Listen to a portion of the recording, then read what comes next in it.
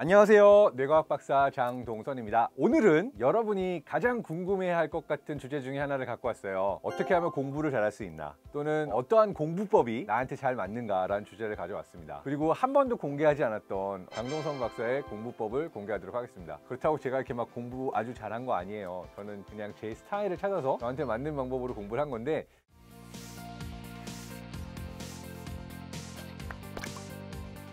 시작하기 전에 잠깐 기뻤던 것 중에 하나는, 지난번에 수능 전 어떻게 수능을 준비해라, 수능 직전 공부 영상 올렸잖아요. 어느 분께서 댓글 달아주신 게 박사님 때문에 너무 시험 잘 봤어요, 수능 잘 본 것 같아요 라고 저는 올렸는데, 제가 기분이 좋더라고요. 제 영상 덕분이 아니라 원래 공부를 잘하시고 그날 모든 것들이 다 잘 따라줘서 잘하셨겠지만 댓글을 달아주신 걸 보고 굉장히 기분이 좋았습니다. 수능은 끝이 아니라 시작이잖아요. 이런 게 있는 것 같아요. 수능 끝나고 나면 다들 이제 평생 동안 공부 안 해도 되겠다 라고 생각들을 하시는데, 사실 공부는 평생 하는 게 맞습니다. 공부가 다른 무엇보다도 좀 재밌으면 좋지 않을까 해서 제가 공부하는 방법 중에 여러분에게 혹시 도움이 될 수 있다고 생각되는 부분을 공개해 보려고 합니다. 첫 번째 방식은, 내가 궁금할 수 있는 질문을 스스로에게 던진 다음에 그 질문을 책 안에서 찾는다가 되겠습니다. 이거 되게 궁금한데? 라고 스스로에게 질문했던 거에 대해서 답을 찾을 때는 뇌에서 보상과 관련된, 내가 정말 뿌듯함을 느끼면서 도파민 분비가 되면서 이거구나 라고 어떤 기쁨을 느껴가면서 하나하나 정복해 나가는 맛이 있기 때문에, 스스로에게 어떠한 궁금증을 일으킬 수 있는지, 호기심을 일으킬 수 있는지 질문을 중심으로 영역 하나하나를 정복해 나가면 좋습니다. 두 번째 팁은, 여러분이 책을 게임하듯이 한번 깨보세요. 예를 들어서 너무 옛날 게임일 수는 있지만 삼국지라든지 영토 점령해 나가는 형태의 게임들이 많잖아요. 공부도 비슷하다고 생각을 해요. 저는 책을 펴고 목차부터 봐요. 목차에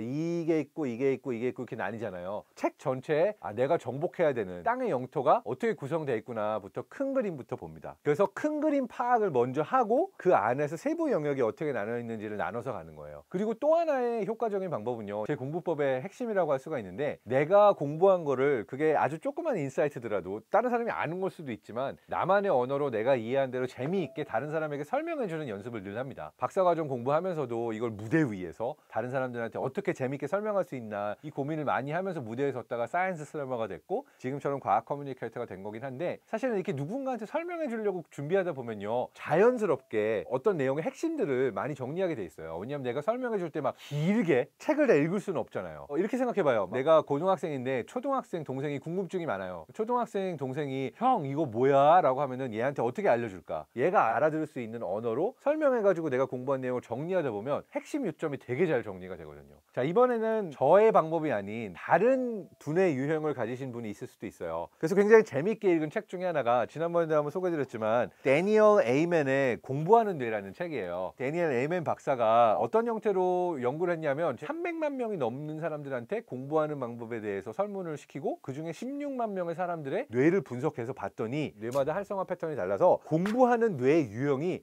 5가지가 있대요. 가장 흔한 뇌 유형이 뭐냐면 밸런스드 브레인이래요. 균형 잡힌 뇌. 뭐냐면 일단 그냥 성실하고 생각하고 행동이 일치하고, 약속하면은 약속한 대로 하고, 특별히 감정적이거나 집착적이거나 이런 게 아니고 그냥 자기가 한다고 한 일을 하는, 약속을 잘 지키는 성실한 뇌, 이게 균형 잡힌 뇌였다고 합니다. 균형 잡힌 뇌 유형은 어느 특정 부위가 특별히 활성화되어 있거나 한 게 아니라 전반적으로 뇌에서의 어떤 특징이 가장 일반적인 유형이라고 얘기를 하고 있어요. 두 번째 뇌 유형은 뭐냐면 즉흥적인 뇌 유형이라고 그래요. 전전두엽의 영역이 조금 활성화가 낮춰져 있는 유형의 뇌라고 합니다. 약속에 자주 늦어요. 가만히 있지 못해요. 좀 산만해요. 호기심이 굉장히 많아서 이것저것 막 관심이 되게 많아요. 그리고 막 틀에 갇히지 않은 창의력을 보이기도 하는 그런 뇌 유형입니다. 제가 약간 이런 유형이에요. 자, 그렇다면 이런 뇌를 가진 사람들은 어떻게 공부해야 되냐? 내가 집중할 수 있게 충분히 뇌에 자극이 주어져야 돼요. 그래서 아까 말한 것처럼 막 질문을 던지고 궁금증을 일으키고 호기심을 일으켜서 공부하는 이유가, 그런 호기심과 궁금증이 유발되지 않으면 공부를 잘 안 하거든요. 그래서 일단 내가 스스로 그런 동기부여를 할 수 있도록 자기 호기심과 궁금증을 일으켜야 되는 뇌고, 그 다음에 또 하나가 있습니다. 이런 즉흥적인 뇌를 가진 사람들이 약물에 약해요. 커피 엄청 많이 마셔야 되고 술도 좋아하고, 그 다음에 담배를 피지 않으면 집중이 안 되는 유형도 약간 즉흥적인 뇌를 유형이 많아요. 근데 오히려 즉흥적인 뇌를 가진 사람들은 이러한 약물에 의존하는 거를 줄여야 됩니다. 담배 끊으셔야 되고요. 커피만 마시고 공부하는 습관이 오히려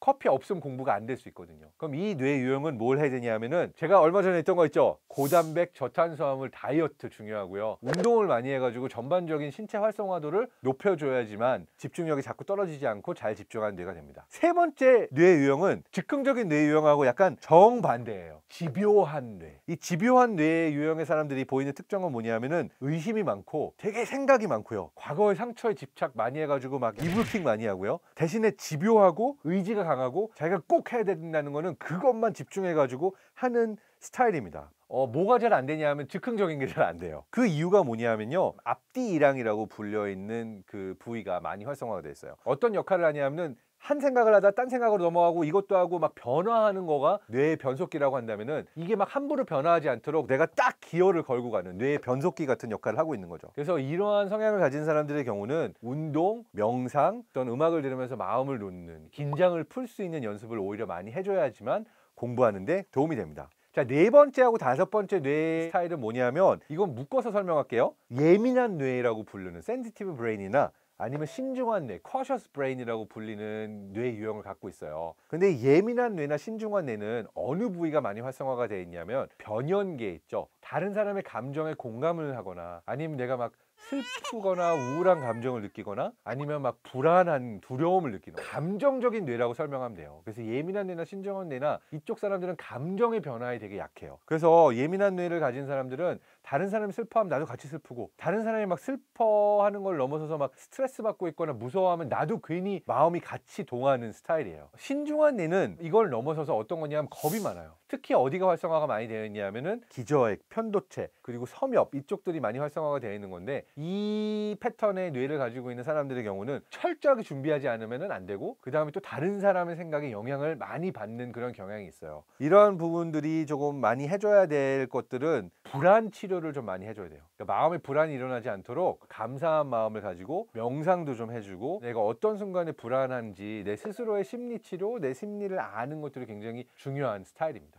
정리하자면 공부하는 방식이 내가 어떠한 형태의 뇌 패턴을 가지고 있느냐에서 조금씩 다를 수가 있고요. 그 중에서 제가 추천해드렸던 방식은 즉흥적인 뇌를 가지고 있는 분들이 활용하면 좋을 방법 같습니다. 저희 공부하는 법과 내 뇌는 어떤 유형일까 정리해봤고요. 여러분 모두 공부는 평생 하는 거니까 내가 새로운 정보를 얻을 때 지식을 습득할 때 많은 기쁨을 느끼시면서 평생 행복할 수 있으면 좋겠습니다. 여러분 모두 행복하세요.